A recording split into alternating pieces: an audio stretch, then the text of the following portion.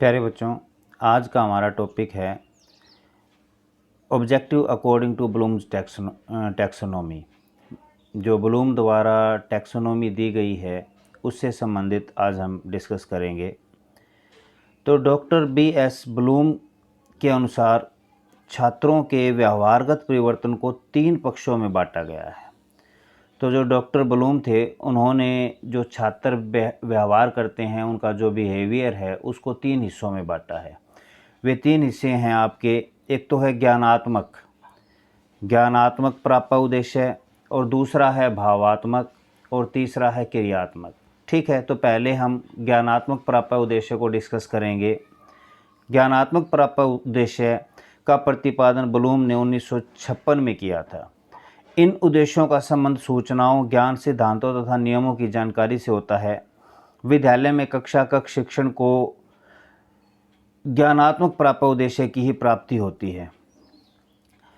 अब देखें एक बार, जो ज्ञानात्मक प्राप्त उद्देश्य है उसके बारे में क्या कहा गया है ब्लूम के द्वारा।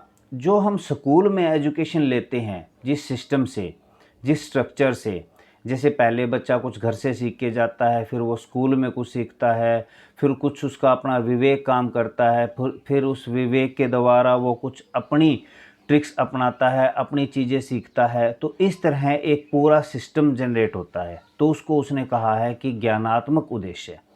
दूसरा है भाव का मतलब क्या है? इमोशंस। ठीक है, तो इमोशंस के थ्रू बच्चा कैसे सीखता है वो उसने बताया है। और तीसरा उद्देश्य है हमारा क्रियात्मक उद्देश्य। ठीक है, तो भावात्मक उद्देश्य और क्रियात्मक उद्देश्य, और पहले वाला था हमारा ज्ञानात्मक उद्देश्य। तो हम इसको एक एक करके डिस्कस करेंगे कि ज्ञानात्मक उद्देश्य के अंतर्गत क्या चीज़ आई है, भावात्मक उद्देश्य में क्या चीज़ आई है, और क्रियात्मक उद्देश्य के अंतर्गत किन किन चीज़ों को शामिल किया गया है। ठीक है, तो सबसे पहले हम डिस्कस करते हैं ज्ञानात्मक पक्ष के शिक्षण उद्देश्यों का स्तर। उससे पहले आपको ये देख लेना चाहिए, उद्देश्यों का वर्गीकरण में प्रत्येक पक्ष का विस्तार क्रम प्रस्तुत किया गया है। उद्देश्यों का यह वर्गीकरण क्रमबद्ध रूप से होता है, यानी हम कोई भी चीज़ उद्देश्य अपनी लाइफ में प्राप्त करना चाहते हैं, कोई भी अचीवमेंट हम प्राप्त करना चाहते हैं, तो उसका एक सिस्टम होता है। जैसे मेरे को मान लो टीचर लगना है, तो टीचर लगने के लिए हमारा एक सिस्टम है कि सबसे पहले हमें 10th करनी पड़ेगी, फिर 12th करनी पड़ेगी, फिर JBT या B.Ed करनी पड़ेगी, फिर उसके बाद आपको टेस्ट देने पड़ेंगे। तो एक स्ट्रक्चर है कि आपका मेन टारगेट क्या था? टीचर, लेकिन उसके अंतर्गत आपने प्रोसेसिंग जो की गई है वो आपके जो उद्देश्य हैं। तो इसीलिए इस चीज़ को हम क्या कहते हैं? चढ़ाव क्रम, टैक्सोनॉमी। टैक्सोनॉमी का मतलब क्या है? चढ़ाव। यानी आपने, मैं एक एग्जांपल दे रहा हूँ, आपने जैसे टीचर लगने के लिए किस किस चढ़ाव को, किस किस चीज़ को शामिल किया है, वो सारी चीज़ टैक्सोनॉमी कहलाती है, चढ़ाव क्रम कहलाता है। कई बच्चे टैक्सोनॉमी को टैक्स से जोड़ देते हैं, ऐसा कुछ नहीं है। टैक्सोनॉमी का मतलब है कि एक गोल को अचीव करने के दरमियान जो प्रोसेसिंग की जाती है वो टैक्सोनॉमी है, वो चढ़ाव है। जैसे मान लो हमें घर में या कहीं भी ऊपर छत पर जाना है तो हम सीढ़ियों का प्रयोग करते हैं, वैसे ही एक तरीके से छत यहाँ गोल है और जो सीढ़ी है वो हमारा चढ़ाव क्रम है। समझ गए होंगे इस बात को? ठीक है, तो एक अध्यापक द्वारा शिक्षण के लिए इसी क्रम का अनुसरण किया जाता है। ये तो मैंने बच्चे के रिगार्डिंग बताया है। ऐसे ही एक टीचर के रिगार्डिंग है कि एक टीचर अपने बच्चे को एजुकेट करने के लिए, पढ़ाने के लिए, अपने स्टूडेंट्स को पढ़ाने के लिए क्या प्रोसेस अपनाता है, तो उसको भी हम चढ़ाव क्रम, टैक्सोनॉमी बोलते हैं। तो टैक्सोनॉमी किसने प्रतिपादित की, किसने दिया टैक्सोनॉमी का भाव? वो दिया था हमें ब्लूम ने। ब्लूम ने मुख्यतः जो आपकी ज्ञानात्मक पक्ष है उसके बारे में ज़्यादा ध्यान दिया था। जो क्रियात्मक और भावात्मक पक्ष है उसके बारे में कम ध्यान दिया गया है, कम बताया गया है। ठीक है, उसके साथ में ब्लूम के और भी जो साइकोलॉजिस्ट हैं, साथी हैं, वे भी जुड़े थे। अब बारी आती है, इस अक्षेत्र के उद्देश्यों को 6 वर्गों में बांटा गया है, जिन्हें सरल से जटिल के क्रम में व्यवस्थित किया गया है। इस अक्षेत्र के उद्देश्य कितने हैं? 6। तो उनको हम बारी बारी से डिस्कस करते हैं। पहला उद्देश्य है हमारा ज्ञान, यानी कि नॉलेज। तो नॉलेज क्या होती है? नॉलेज होती है जिसे बच्चा स्वयं सीखता है, यानी जो बच्चे के अंदर प्रीवियस नॉलेज होती है। यानी मैं यहाँ एक एग्जांपल दे रहा हूँ, जैसे मैं एक मैथ का एग्जांपल दे रहा हूँ आपको। जैसे हमने बच्चे को जमा सिखानी है, ठीक है, तो जमा से संबंधित प्रीवियस नॉलेज उस बच्चे को क्या क्या है, ठीक है, तो उसे हम क्या कहते हैं, ज्ञान। ज्ञान का मतलब ही क्या है, प्रीवियस नॉलेज। अब आप देखो, आप जमा सिखाएंगे, एक टीचर के नाते जमा सिखाएंगे, जमा से पहले उसको गिनती का ज्ञान होना चाहिए, 1 2 3 वगैरह ज्ञान होना चाहिए, ठीक है, इसकी प्रोसेसिंग का ज्ञान होना चाहिए, जमा के भाव का ज्ञान होना चाहिए, जमा एक्चुअल में है क्या, ये साइन तो बहुत बाद की चीज़ है, उससे पहले यानी जमा से पहले, अब आप खुद एक टीचिंग के रूप में जा रहे हैं तो जमा से पहले बच्चे को किस किस चीज़ की नॉलेज ऑलरेडी हो चुकी है, वो चीज़ आपने देखनी है। क्या कोई ऐसी चीज़ तो नहीं है कि बच्चे को इस चीज़ की नॉलेज नहीं है और आप उसको जमा सिखाने लग गए हैं, ठीक है। तो ब्लूम की टैक्सोनॉमी का क्या उद्देश्य है कि किसी पर्टिकुलर चीज़ को सिखाने से पहले उसकी प्रीवियस नॉलेज बच्चे को है या नहीं है, या उससे संबंधित नॉलेज उस बच्चे को कितनी है, यानी जमा से संबंधित नॉलेज बच्चे को है या नहीं है, और जमा के लिए क्या क्या चीज़ें हमें चाहिए, उससे संबंधित बच्चे को नॉलेज है या नहीं है। तो ये चीज़ क्या कहलाती है, ज्ञान, नॉलेज, कि बच्चे को नॉलेज कितनी है। ज्ञान उद्देश्य ज्ञानात्मक सत्र का निम्नतम उद्देश्य है। ज्ञान उद्देश्य के अंतर्गत निम्नलिखित ज्ञान को सम्मिलित किया जाता है। अब जो ज्ञान उद्देश्य के अंतर्गत क्या क्या चीज़ें आई हैं वो मैं बता दे रहा हूँ, ठीक है। इनको ज़्यादा समझाने की आवश्यकता नहीं है, मैंने बेसिक बात आपको बता दी है। क्या बताई है, ज्ञान का मतलब है प्रीवियस नॉलेज। लेकिन कई बार ये क्वेश्चन आपका, जैसे आप तैयारी कर रहे हैं कंपटीशन वगैरह की, तो ऑब्जेक्टिव कंसेप्ट में पूछा जाता है विशिष्ट तत्वों का ज्ञान, यानी जो उसका स्पेसिफिकेशन है, शब्दावली का ज्ञान, असंबंधित तथ्यों का ज्ञान, संकेतों का ज्ञान, यानी ये पूछा जाता है कि ये किसके अंतर्गत आते हैं। तो ये सारी चीज़ें किसके अंतर्गत आती हैं, नॉलेज के अंतर्गत आती हैं। परंपराओं का ज्ञान, प्रवृत्तियों तथा कर्म का ज्ञान, कसौटी या मापदंड का ज्ञान, विधियों का ज्ञान।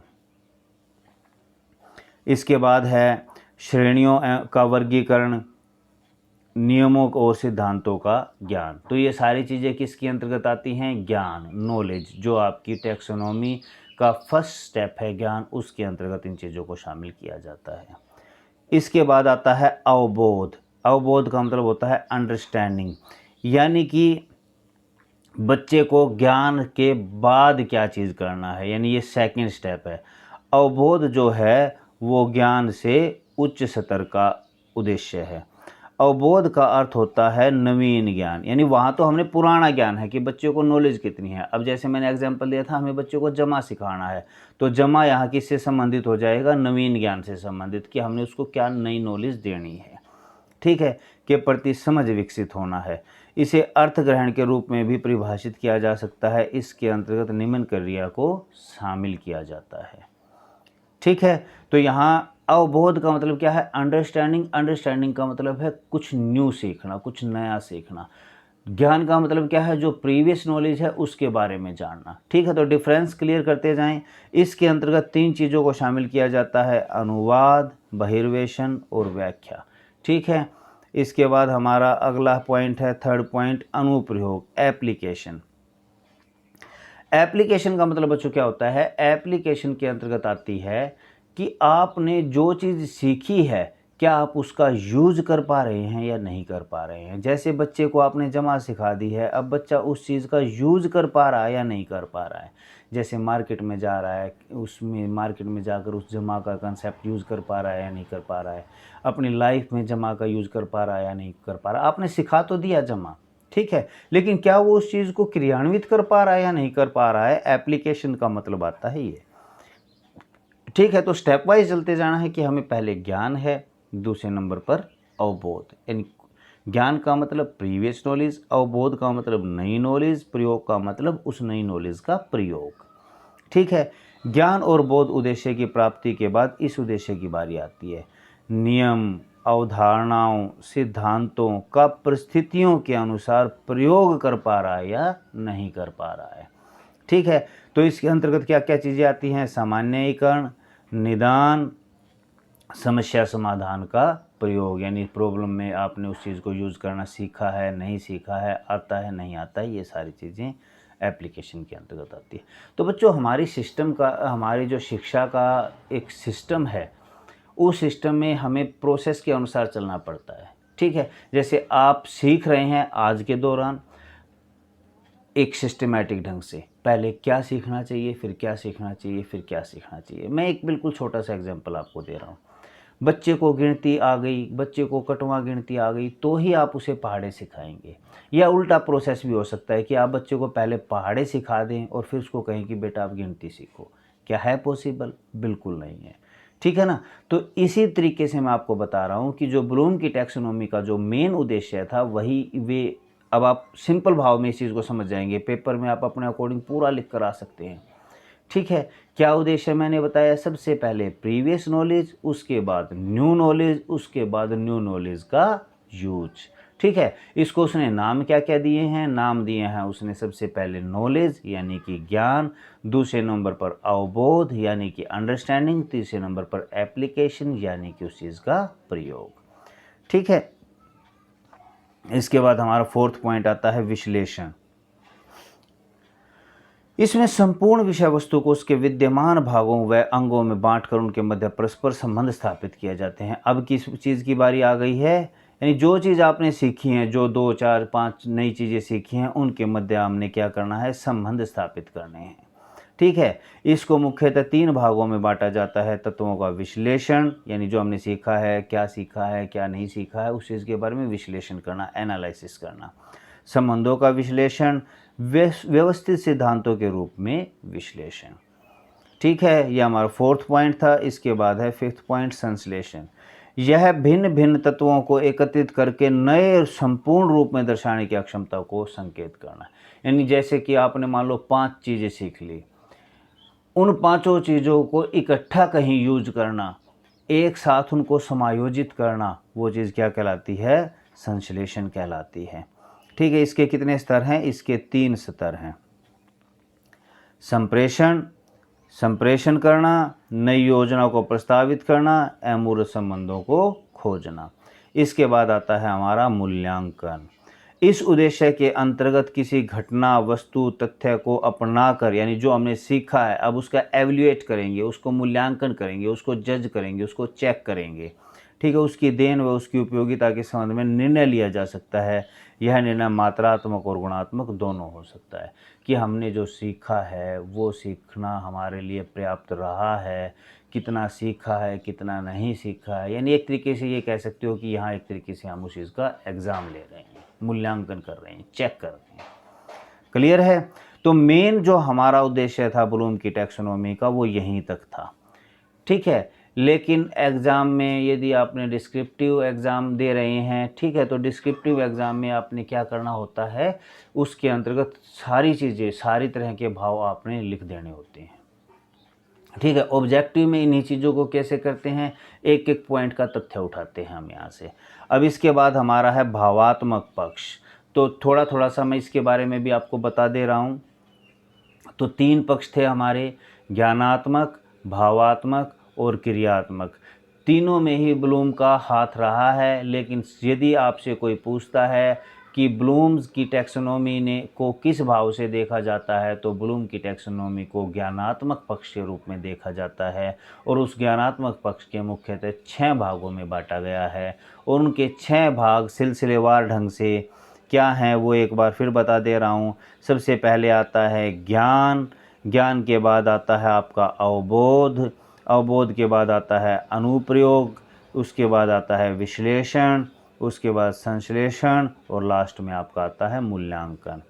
अब बारी आती है भावात्मक पक्ष के शिक्षण उद्देश्य की। भावात्मक पक्ष का शिक्षण उद्देश्य है ब्लूम, कथरवाल या इसको क्रेथवाल भी बोल सकते हैं, मसीही ने दिया था। कब? 1964 में। भावात्मक पक्ष के उद्देश्यों का आधार आंतरिकरण, इसके द्वारा मूल्य, अभिरुचि, रुचि आदि के तालमेल को संबंधित करना है, यानी भावों को क्लियर करना है। इंटरेस्ट के अकॉर्डिंग, एटीट्यूड के अकॉर्डिंग उस चीज़ को हमने क्लियर करना है। ठीक है, तो इसके बारे में मैं मेन सी बात बता देता हूँ। इसमें सबसे पहले नंबर पर आता है आग्रहण।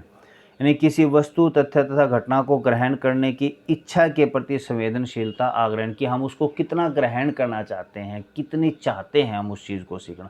बात वही है, उसमें ज्ञान था, इसमें आग्रहण है, यानी हम उसको कितना रिसीव करना चाहते हैं, कितना सीखना चाहते हैं। उसके बाद है अनुक्रिया, यानी उसके प्रति हम कितना रिस्पोंड करना चाहते हैं। ठीक है, और इसके बाद आता है हमारा अनुमूल्यन। इसको आप अच्छी तरह से पढ़ लेना। इसमें मैंने मेन सी बातें मैं आपको बता दे रहा हूँ, यानी आपने जो सीखा, जो ग्रहण किया, उसको कितना रिस्पोंड किया, उसके बाद उसकी आपने कितनी वैल्यू प्रदान की। इसमें छात्र का वह व्यवहार आता है जिसके माध्यम से किसी तथ्य, घटना, वस्तु तथा मूल्य के बारे में स्वयं ही भाव पेश किए जाते हैं। ठीक है, और फिर 4th पॉइंट्स पे है विचारना, यानी समता एवं विषमता धारणाओं एवं विचारों का आधार होती है। विद्यार्थी जब उपयोगी निर्मित मूल्यों में भिन्नता, समता एवं संबंध स्थापित करके धारणाओं का निर्माण करते हैं। 5वें नंबर पर आती है हमारी व्यवस्था, और 6th पॉइंट पे आती है हमारा चरित्रीकरण। व्यवस्था के अंतर्गत शामिल किया जाता है क्रमबद्ध संयोजन, इसके अंतर्गत आता है। ठीक है, चुने हुए मूल्यों के आधार पर निर्भर धारणाएं, यानी जो धारणाएं हैं और विचारों को क्रमबद्ध रूप देकर एक व्यवस्था, एक संहिता, यानी एक व्यवस्था का विकास किया जाता है, वो इसका उद्देश्य होता है। और लास्ट में है हमारा चरित्रीकरण। ठीक है, तो 2 भाव हमने सीख लिए हैं, एक ज्ञानात्मक पक्ष और दूसरा है हमारा भावात्मक पक्ष। अब 3rd पॉइंट्स पे आता है हमारा क्रियात्मक पक्ष के उद्देश्य। क्रियात्मक पक्ष, इस उद्देश्य के का संबंध मुख्य रूप से हस्त कौशल से है। ठीक है, यानी बच्चा हाथ से, यानी फिजिकली क्या वर्क कर सकता है, वो फिजिकल क्रियात्मक वर्क है। इस उद्देश्य के अंतर्गत विभिन्न प्रकार के कौशल विकसित किए जाते हैं। यानी कुल मिला के यहाँ से ही आपको सारी बातें क्लियर हो गई होंगी कि जो हाथ से, जो फिजिकल एक्टिविटी के द्वारा जो स्किल डेवलपमेंट की जाती है, वो इसका मेन उद्देश्य है। क्या क्या है? उद्दीपन, कार्य करना, नियंत्रण करना, समायोजन करना, स्वाभाविकरण करना और कौशल निर्माण करना, ये उसके उद्देश्य हैं। क्लियर हो गई ये बात? ठीक है, तो आज हमने ब्लूम की टैक्सोनॉमी को डिस्कस किया है।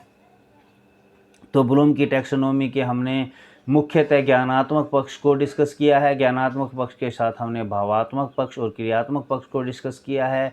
अब ज्ञानात्मक पक्ष के अंतर्गत क्या आता है, वो सारी बातें मैंने आपको अच्छी तरह से समझा दी हैं। भावात्मक पक्ष और क्रियात्मक पक्ष भी ब्लूम की टैक्सोनॉमी का हिस्सा ही माने जाते हैं, लेकिन ब्लूम की मुख्यतः टैक्सोनॉमी जो है वो कौन सी है? ज्ञानात्मक पक्ष। ठीक है, धन्यवाद।